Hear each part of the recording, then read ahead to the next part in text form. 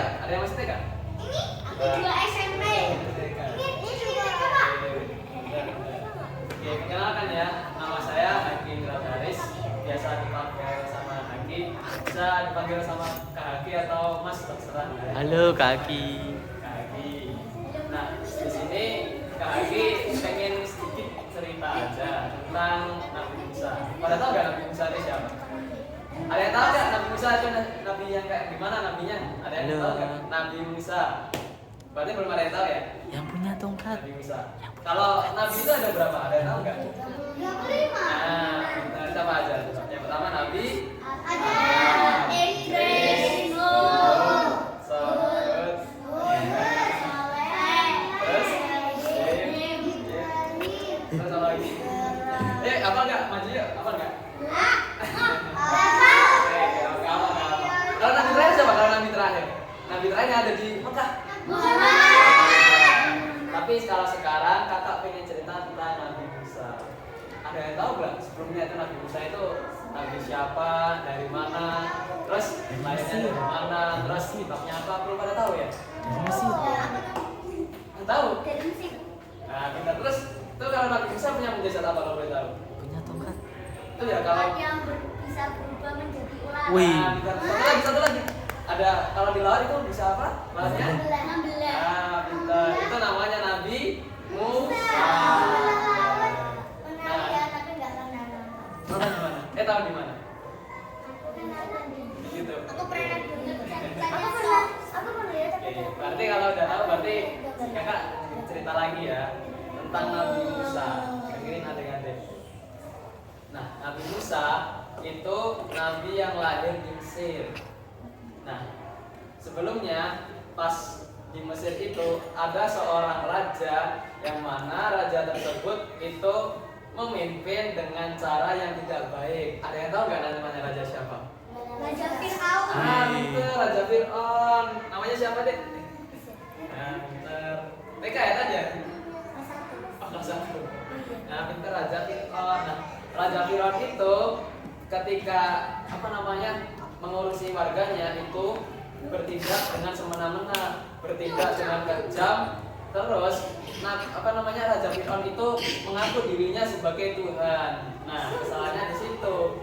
Nah, pada suatu hari itu Raja Fir'aun itu mendapat mimpi bahwasannya dirinya itu akan digulingkan oleh seorang anak yang mana anak tersebut nantinya akan melengsarkan dirinya dari kekuasaannya. Ada yang tahu nggak anaknya ini siapa nantinya? Nanti siapa? Nah, setelah tahu, setelah dengar Raja Fir'aun dengar berita tersebut, mimpi tersebut, nah ketika itu pula Raja Fir'aun menyuruh agar semua anak-anak yang ada di Mesir untuk dibunuh. Anak laki-laki. Nah, karena soalnya anak laki-laki itu kalau di Mesir itu soalnya tuh Raja Fir'aun tuh takut apabila besok anak-anaknya itu anak-anak laki-laki yang ada di Mesir itu ketika dewasa akan menggulingkan dirinya. Nah, Raja Fir'aun takut tuh, makanya Raja Fir'aun ngutus kepada semua orang yang ada di Mesir yang mempunyai anak laki-laki agar dibunuh. Nah, gitu. Lalu yang ibunya Musa ketika mempunyai anak yang mana kebetulan anaknya itu adalah seorang laki-laki. Nah, ibunya Nabi Musa bingung nih, ya Allah, saya mempunyai anak yang baru saja lahir, namun anak tersebut adalah anak seorang laki-laki yang mana itu ibunya itu udah dikasih tahu sama Allah ya, kalau nantinya itu anaknya itu yang akan akan menggulingkan Raja Fir'aun itu. Nah, atas izin Allah, atas perintah Allah, ibu dari Nabi Musa itu akhirnya menyuruh agar kalau bahasanya itu mengerek, tahu mengerek gitu. Kan ada sungai ini. Nah, itu Nabi Musa itu dilarungkan di sungai. Tahu dilarungkan nggak bahasanya kan? Dilarungkan itu kayak ditarik di sungai. Gimana? Intinya itu dilarungkan di sungai agar terbebas dari Raja Fir'aun. Kalau anak beragam itu gimana? Ya nggak tahu ya, tapi alhamdulillah nggak selamat Nabi Musanya kok. Kan kalau dipikir-pikir gini kan, seorang ibu baru punya anak terus disuruh sama Allah untuk melepaskan anaknya tersebut, gimana perasaannya coba? Pasti sedih kan dari ibunya kan. Nah, perasaan Nabi Musa, ibu Nabi Musa juga seperti itu. Habis punya anak, tahu-tahu disuruh sama Allah, dapat perintah anaknya tersebut disuruh untuk melarungkan ke laut, ke sungai maaf. Nah, kan tujuannya itu kan biar itu kan agar terhindar dari itu, dari apa namanya? Dari Raja Fir'aun. Namun setelah atas izin Allah, anak tersebut, anak ini maksudnya Nabi Musa, setelah dilarungkan ke sungai, itu delalah ditemukan sama istrinya Raja Fir'aun. Nah, istrinya Raja Fir'aun yang menemukan anak tersebut itu mengadopsi anak tersebut dan membawanya ke kerajaan. Nah, singkat cerita, setelah beranjak dewasa, Musa kecil ini dalam bimbingan dari Raja Fir'aun dan juga istrinya itu tumbuh dewasa hingga pada satu hari Nabi Musa yang sudah dewasa, yang sudah balik itu mendapat perintah dari Allah untuk apa coba? Untuk untuk merundukkan kekuasaan daripada Raja Fir'aun itu sendiri. Jadi gini teman-teman, semisal ada seorang anak kecil, kan anak kecilnya kan anggap aja gak punya bapak sama ibu nih. Nah, anaknya itu diasuh sama kedua orang tua. Kedua orang tua ini sudah mengasuh, udah ngasih makan, udah ngasih minum, udah ngasih uang, jajan gitulah. Nah, tapi kan udah tahu-tahu pas sudah gede, gimana coba? Pas sudah gede, Allah menyuruh agar anak tersebut untuk mengalahkan atau menyingkirkan raja tersebut. Ya, pikirannya gimana? Maksudnya kan kalau saya udah diopeni nih, saya udah diasuh sama anggap saya sama bapak tiri. Tapi ketika udah gede, masa saya suruh mengusir bapak saya, kan gak enak kan?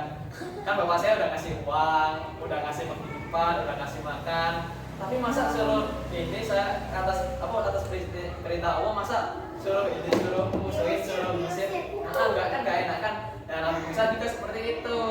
Tawanya merasa keberatan. Kan masa dari kecil Nabi Musa dikasih makan, dikasih minum sama Raja Fir'aun, dikasih duit juga, tapi pas udah gede masa suruh ngusir kan gak enak. Nah, akhirnya Nabi Musa memberanikan diri bilang kepada Raja Fir'aun, soalnya Raja Fir'aun itu rajanya sangat kejam. Raja Fir'aun sangat kejam sekali.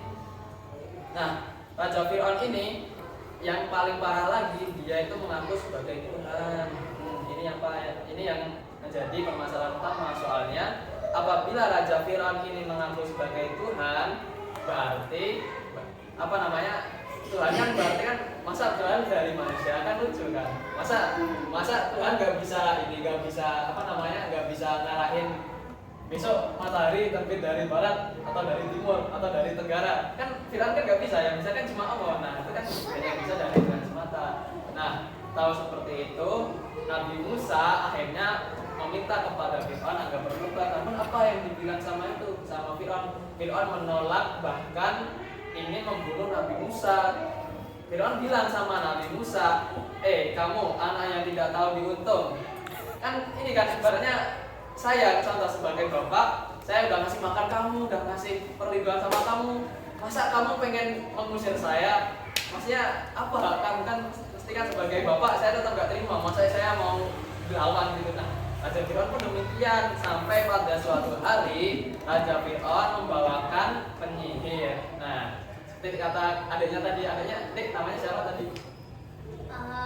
Nah, salah satu mukjizat dari Nabi Musa tadi apa? Melempar tongkat dan tongkatnya bisa menjadi bintang. Nah, pada suatu hari Nabi Musa, Raja Fir'aun ini mempertemukan dengan Nabi Musa, karena Raja Fir'aun pengen ngasih tahu bahwasannya dengan dirinya ini mengaku sebagai Tuhan, berarti dia harus kuat dong. Makanya dia menyuruh penyihir terhebat pada waktu itu. Penyihir itu berarti dia bisa kayak tongkat bisa ular, contoh kalau bisa jadi hewan atau apa. Kan soalnya penyihir pada zaman itu kan hebat. Nah, Raja Fir'aun mendatangkan semua penyihir terhebat pada waktu itu untuk datang ke kerajaannya untuk melawan Nabi Musa. Nah, Nabi Musa takut dong, kan Nabi Musa kan apa ya, hanya seorang apa ya, mas-mas biasa kan ibaratnya kan, hanya seorang pria biasa kan.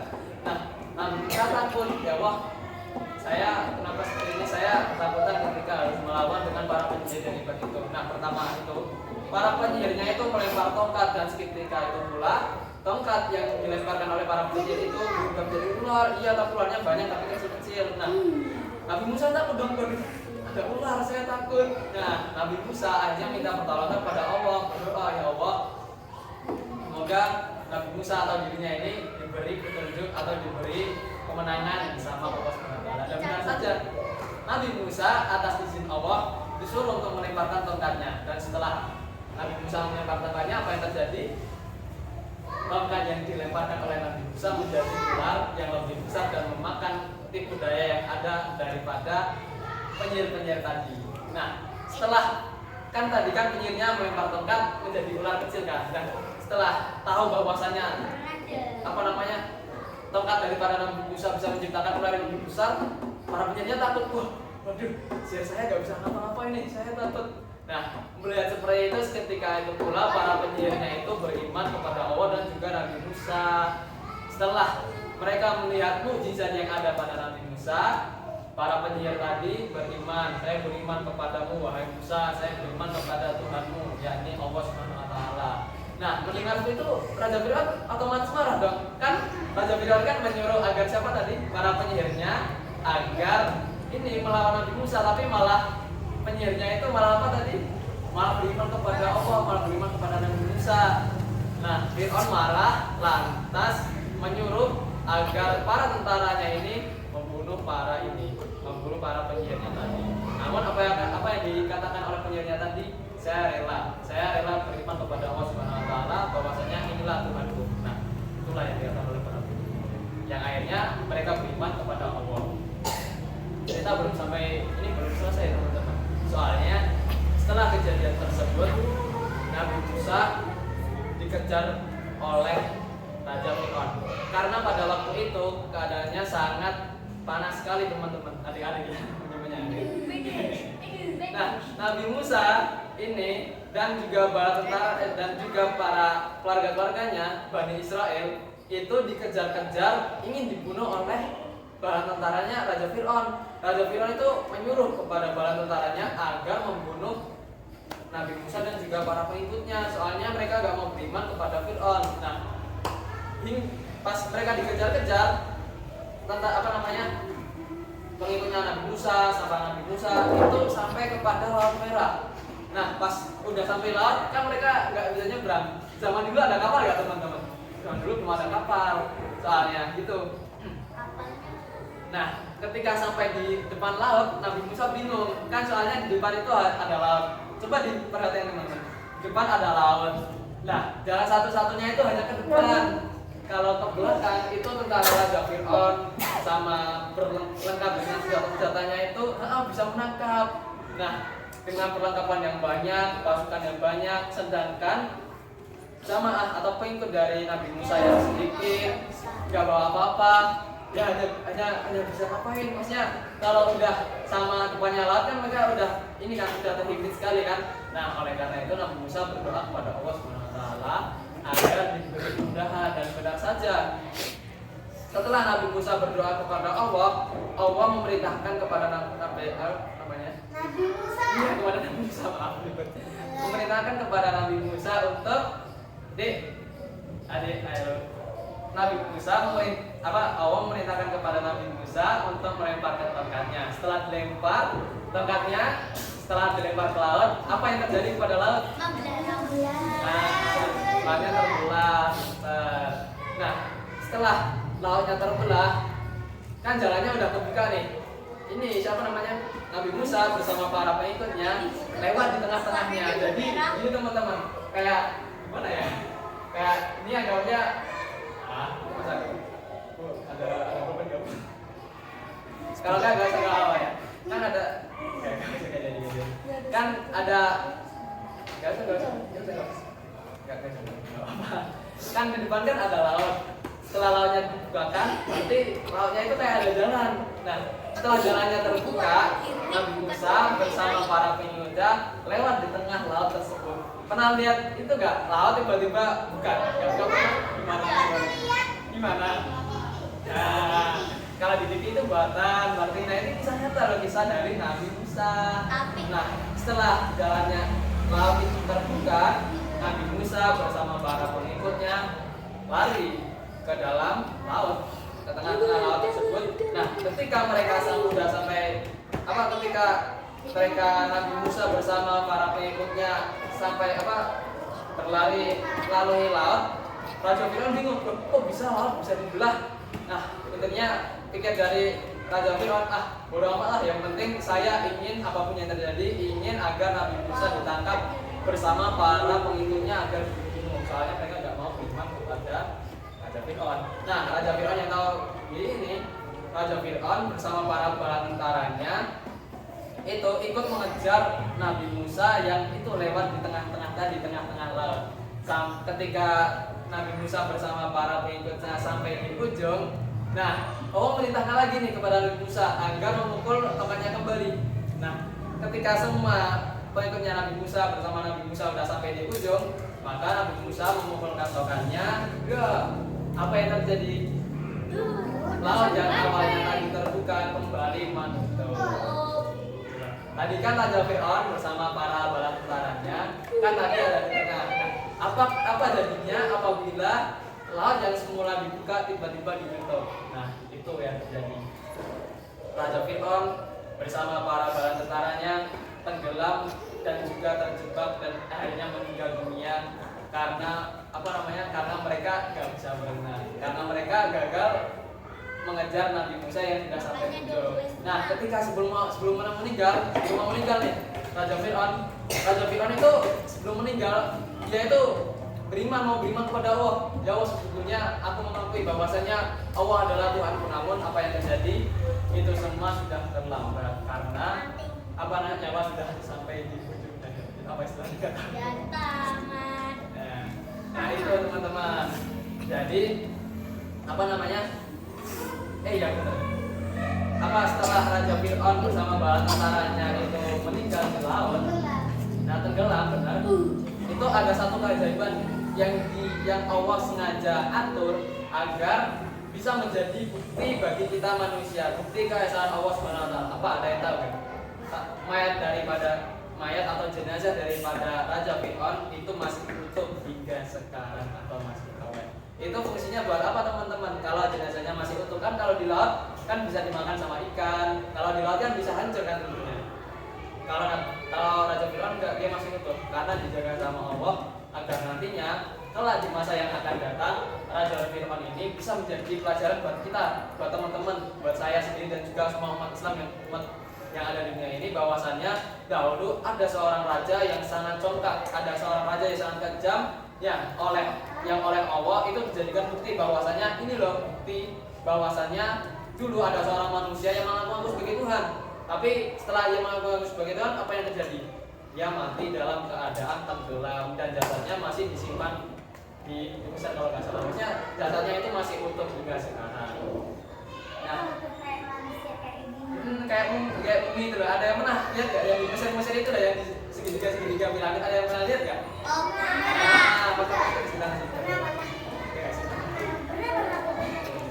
Nah itu teman-teman. Terus pelajaran daripada kisah Nabi Musa sama sama Raja Firaun itu apa dia? Ada yang tahu nggak pelajaran atau hikmah yang bisa diambil? Kayak sama orang tua harus ngapain gitu, ada yang tahu? Kalau sama orang tua berarti harus berbuat baik. Tetapi kalau semisal orang tua kalau semisal orang tua melakukan suatu kejahatan, kita nggak boleh langsung melawan nih teman-teman. Kita nggak boleh langsung melawan ya adik-adik. Maksud kalau semisal orang tua berlaku jahat kepada kita atau kepada orang lain, kalau kita sebagai orang yang udah gede, kita nggak boleh melawan langsung kepada orang tua, nggak boleh ya adik.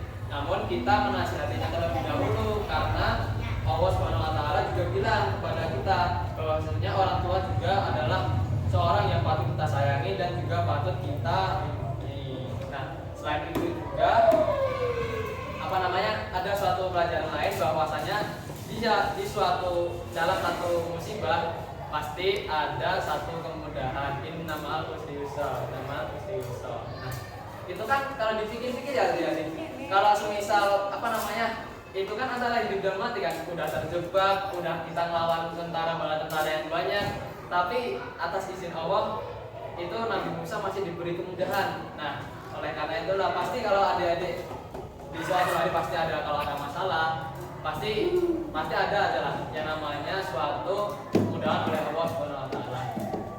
Ini tidak pada rumus ya ini. Kalau adik-adik biasanya nanti bukannya sama apa biasanya? Atau langsung makan biasanya? Langsung makan ya? Es campur. Nah, es campur. Es Terus teh. es teh. Ada yang beli es di pinggir jalan nggak biasanya? Mayo. Mayo. Kalau buka puasa habis apa namanya, kalau habis buka apanya, sebelum berbuka doanya ada yang hafal nggak?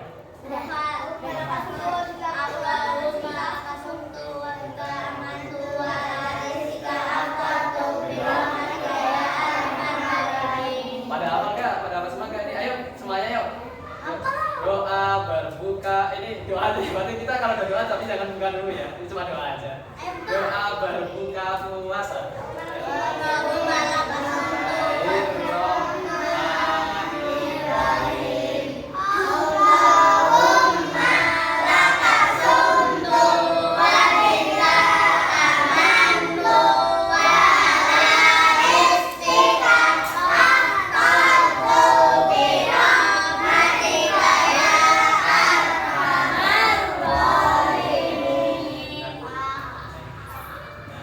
Itu ya, mungkin itu saja dari kakak, mungkin kurang lebihnya mohon maaf.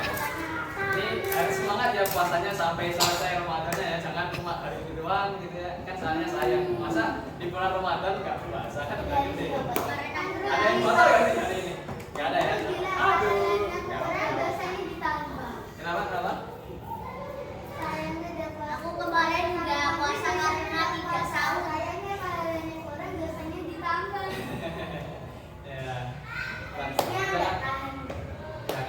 Ya, kalau puasa juga ya, mungkin itu saja dari kita. Kurang lebihnya mohon maaf. Ya, terima kasih ya buat adik-adik yang udah mau mendengarkan, yang mau ngasih, ya udah mau sempat dengerin kakak cerita, meskipun ya mungkin teman-teman udah pada tahu lah, tapi seenggaknya saya ucapkan terima kasih kepada teman-teman dan juga kepada ustazah. Terima kasih ya. Itu saja dari saya. Waalaikumsalam warahmatullahi wabarakatuh. Assalamualaikum warahmatullahi wabarakatuh.